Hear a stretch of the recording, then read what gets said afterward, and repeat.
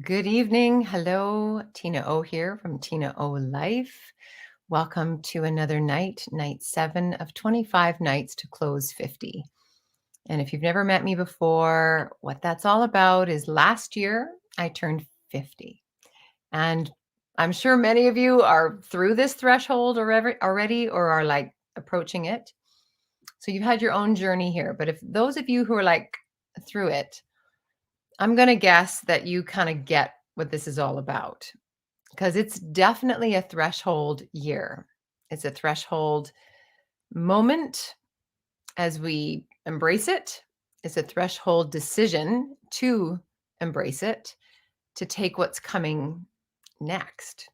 And when I say take, I mean like, I don't know. Honestly, I think we live in a world where we've become master escape artists of everything. Like, I'm just going to make sure it's my okay. All of a sudden I was like, wait, did I turn my mic on? I did. Okay, good. Phew. We have become master escape artists at everything, although we don't call it that. We call it, ease, or we call it flow. And not that those aren't great words and those aren't true words, for sure.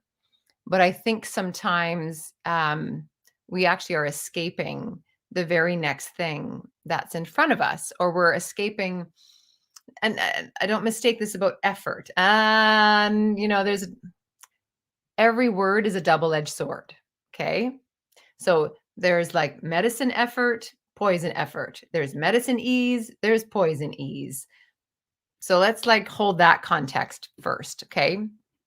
I always say first and then I never have a second. Okay. And what I'm getting to though is that the decision to say yes to 50 as a threshold is a welcoming. It's a welcoming, it's an I am moment. It's a moment of I'm ready or I'm not ready, but I am. Every turn of a year, every New Year's Eve, New Year's Day is that. Every day is that. You might even say every moment is that. But I don't know. That's a lot for me. I think breath enough is every moment.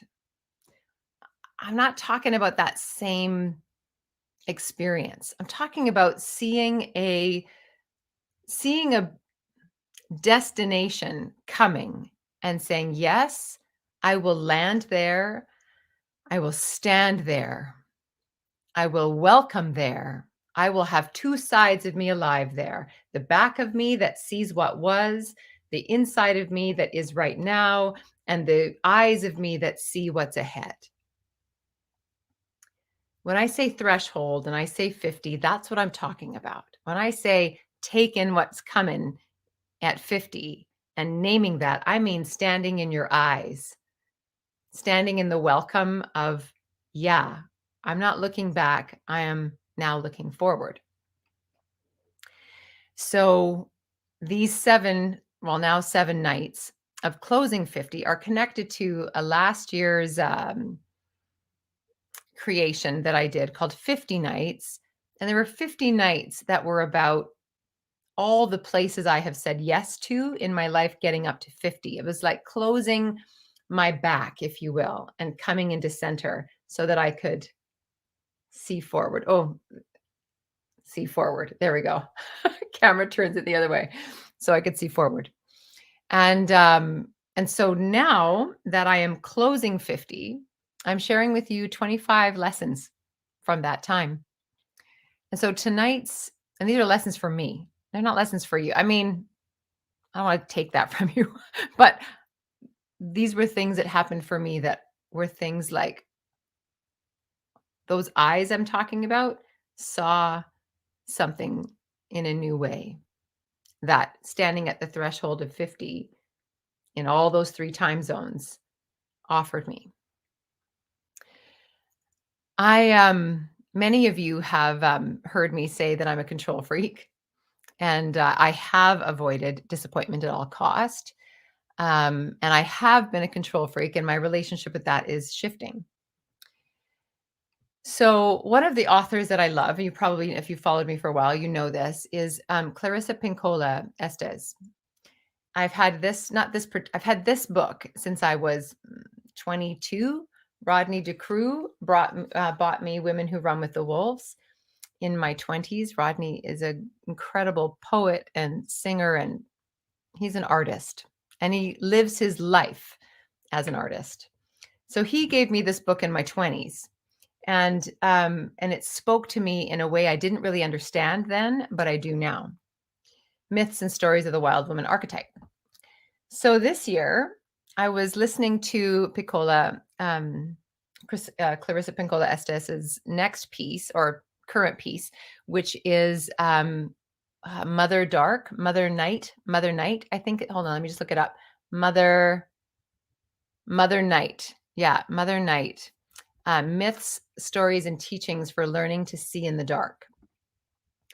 And I was actually on my bike doing my little, 40-minute per pound out sweat. And she got into this piece about blind spots. Now, it's one thing to talk about a blind spot. We all understand what a blind spot is. We can notice maybe somebody else's blind spot. We can describe what a blind spot is. But to be living inside a blind spot, you actually don't know it till you're in the blind spot. I want to tell you a quick story actually about my 30th birthday. And then I'm going to come back to the blind spot. So when I turned 30, going back to this control freaky thing, as my 30th birthday was approaching, I had two very, very, very, very, very special people in my life. One who eventually became my husband, whom I married. And another was my absolute very best friend, and Cindy Mason. And when I was before I married my husband, who's now my ex-husband, I kind of feel like from time and space, you just kind of need to know that. And we were married for 17 years, I think. I said to my friend Cindy, I said, you know what, man, if I could just meet a man who's like you, because I would have married you if I was into men. And then in walked my husband. And so the two of them got together to plan a surprise birthday party for me. Now, if you've listened to my second or first, I don't know, one of the videos, maybe third, the first one, I'm not good with surprises. Like, I hate surprises. They can take me out for days, weeks, months. Like, the adrenaline of a surprise can kind of take me out. So they were planning a surprise party for me. Now, I think I would like a surprise party potentially, because it's joyful and all of that stuff. But that element of surprise is really hard for me. It's just not a place I go very well. So about, 2 weeks before this coming surprise party, I started to kind of get whiny. Oh God. And there's nothing like a whiny 29-year-old. Like, let's be honest. You know what I remember about my 20s? In my 20s, you kind of realize, jack shit. Nothing. All my 20s was, partying, having a wicked awesome time, but like drinking wine, eating chocolate, and crying with my girlfriends. Like, that was my 20s. Nothing, which is awesome. And then your 30s, you think you know stuff. And then you become that person who quotes all the books that you've read, quotes all the articles that you've read. Ugh, blah. You become that person that knows everything. And then you hit 40 and then everything falls apart. And you're like, whoa, I actually know jack shit. In fact, the stuff I thought I even knew in my 20s, I don't even know that anymore. Right? And then you hit 50 and we'll get to another video about that. So 29, you're just really whiny. Like, you're right in between, because you're tired of your 20s. You're wondering if you're ever going to be happy, if you're ever going to find anything that you like to do, if you're ever going to get paid for anything, like, especially as an artist, right? But you're kind of also like figuring out shit about like, God, I wish I didn't know that. Like, you're growing up, right? So whiny 29-year-old, that's me. Okay. So imagine a whiny old me at 29. Oi, oi, oi. So I think I don't know, I called Cindy or something. I don't know. But at one point I'm like, no one's planning a party for me for my birthday. No one's planning a party for me for my birthday." And she's like, "Oh, Tina, you're really hard to surprise. That's all it is. You're just really hard to surprise." I know. But why can't somebody just plan a surprise party for me? Right? So there's that. Then I go over to my not yet fiance. Uh, no one's planning a surprise party for me. No one's planning a party for me. And I go on and I'm whiny and I'm whiny and I'm whiny. And he looks at me and he's like, the element of surprise is that you don't know that it's coming. I'm like, but I would. I know. You know that scene in When Harry Met Sally when Harry comes over to Sally because she calls him, can you come over? And he comes over and she's like, he's getting married. Who? Blah, blah, blah, whatever. And then he goes, and I'm going to be 40. And he says, yeah, in 6 years. No. I'm going to be 40. And he's like, yeah, you're 34 someday. Like whiny, right? So I'm saying this to my soon to be fiance.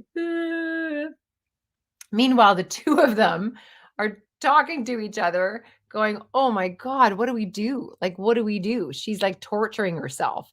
We're planning the surprise party for her, but she's torturing herself. And God bless them. The two of them held me in that discomfort for the entire way. And then they totally set up this thing for a surprise party that all these things happened. I don't get into it. Walked in the door of Pepita's on Fourth and Burrard.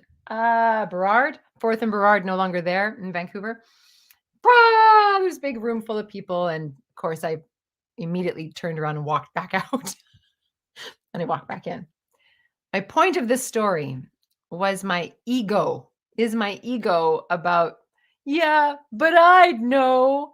Okay, the element of surprise is that you don't know it's coming. Yeah, but I'd know. That's a blind spot. That's a complete and total, utter blind spot. They totally surprised me. I've been surprised multiple times. That moment, the moment where I realized I could be surprised, changed everything for me. Because guess what? I'm not that whatever insurmountable, like you can get to me. I'm not that much in control. Flash forward now. So that's an easy blind spot, right? Not too much pain in that one. So I'm on my bike and I'm listening to Night Mother, Clarissa Pinkola Estes, right? And she starts talking about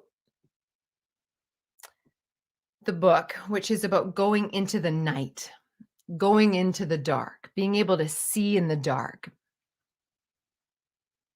And she starts talking about those moments or those episodes or those zones of time that hurt you so deeply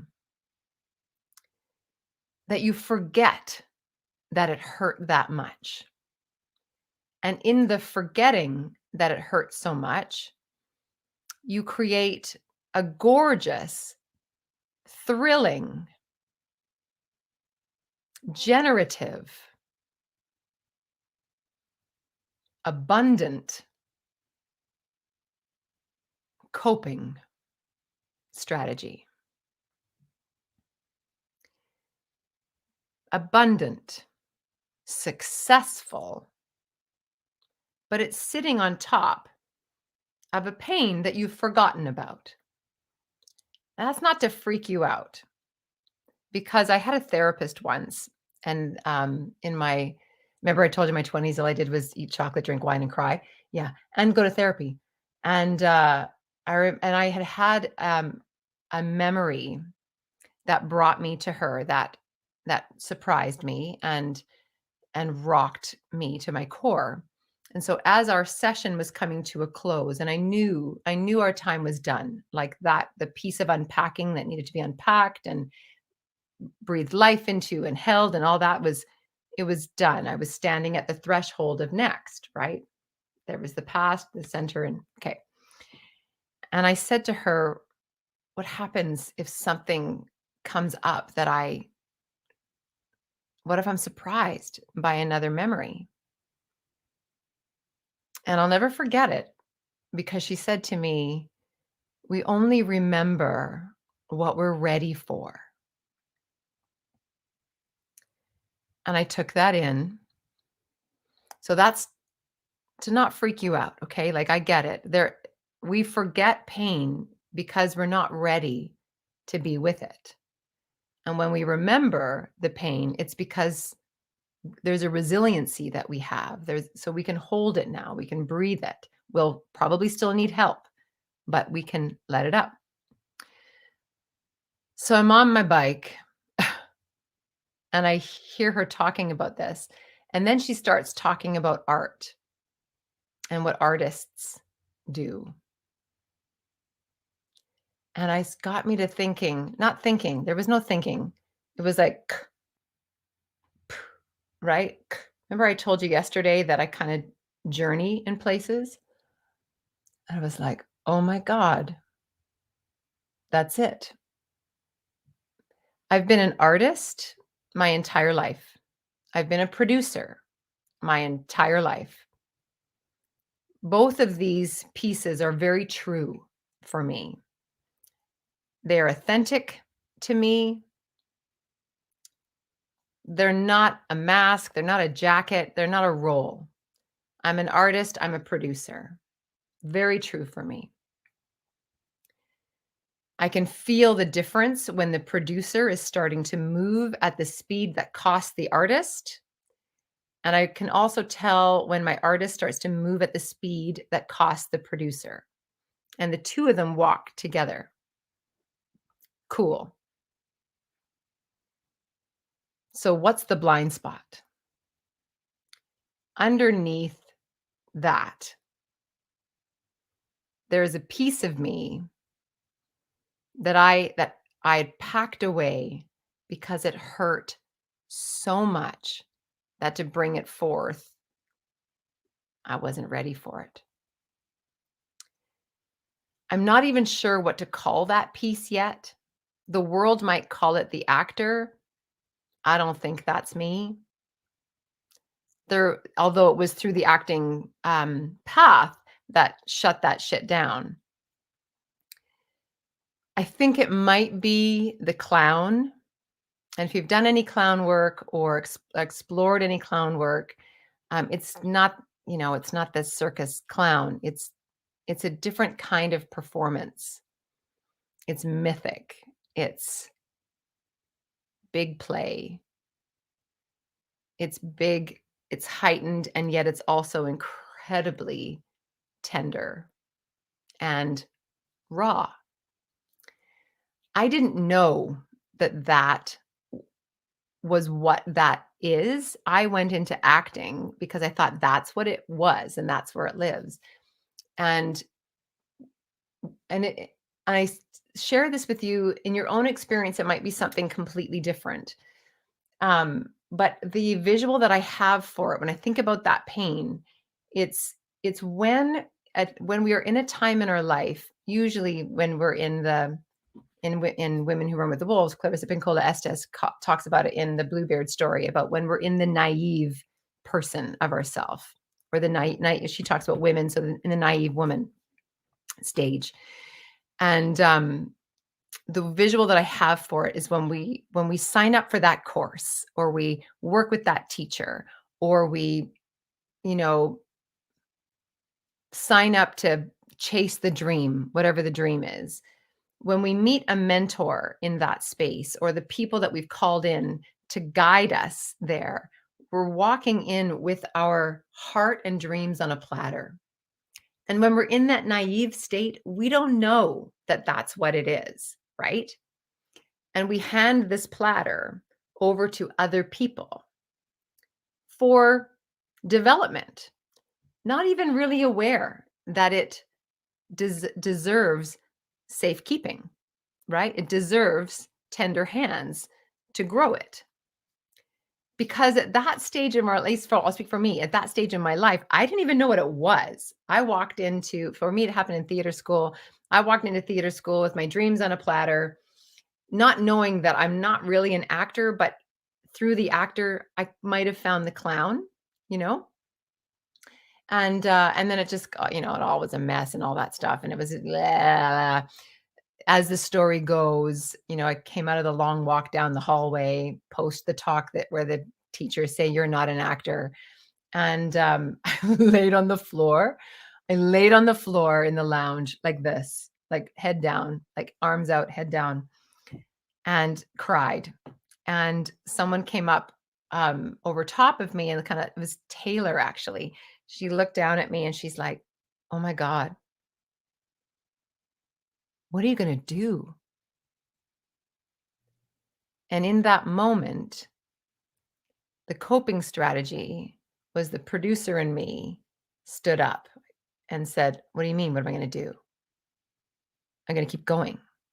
And I could feel it. And yet in that space, it wasn't the artist, the actor, the clown. It wasn't that part of me that stood up. I created a new coping mechanism of the producer that did that. Over time, the depth of that pain just was too much and I packed it away. So I'm on the bike and I have this huge, like visceral, what? Like, what? That's the blind spot. What? Like, it wasn't the realization. It was like, what? That's like, I've built a life on top of that. I can, I, it wasn't even, I can have that. It was, holy shit, I am that. And I'm living this. But this feels kind of true. And it's very, I remember how I said producer, artist, medicine. Yeah. Like authentic. But underneath the producer and the artist is this core expression that I had decided was not me. I remember watching Carrie Teal in a performance here on Bowen, Broadway on Bowen, and watching her sing a piece from Children Will Listen, from Sondheim. I got those notes wrong. Careful the things you say, children will listen. I'm getting the notes wrong, but you know the song. Da da da da da da da da da da da. And I watched her and I watched her body. And as I watched her, I told myself, yeah, I'm not supposed to be here. I'm totally not supposed to be here because I don't look like that. I don't feel like that. I don't even know what that is, but I don't belong. This is no. I told myself a new truth that wasn't true. So that was my big aha. That's my piece I offer you tonight is that blind spots aren't things you know about until you're in them. And not to be afraid of them. And as the truth of a blind spot creeps its way into your knowing, for me, I can see now it's been creeping for a while. You're not going to get struck by lightning. I wasn't struck by lightning in either of those blind spots, the 30-year-old, birthday party or the, oh my God, I packed my clown up. It's not even that I packed my clown up. I never met her. I never met the clown and she was emerging. But then I was like, fuck, that hurts. No, fuck that. No, box that up, gone. I'm not that, is what I told myself. I'm not that. I'm wrong about that. I've been wrong about that for almost 30 years. And the things that we're wrong about for almost 30 years, we tell ourselves are true. True. Hold that one. That was my big aha. And that's what I offer you today. Not that there's anything to do about it. because a blind spot will only reveal to you when it's ready. Then, are you willing to receive it and let it have its way with you? Not to shame you. I could be ashamed of those 30 years. Could. All right. No. Yeah, no. It's another thing I learned about 50. Yeah, no. I'll get to that in another video. Yeah, no. Um, let it inform you. I'm Tina O from Tina O Life. This is 25 Nights to Close 50. Thank you for listening to my big story tonight, and it's a big one. I appreciate your patience and your willingness to lean in. And I invite you to check out Clarissa Pinkola Estes. She's rocks.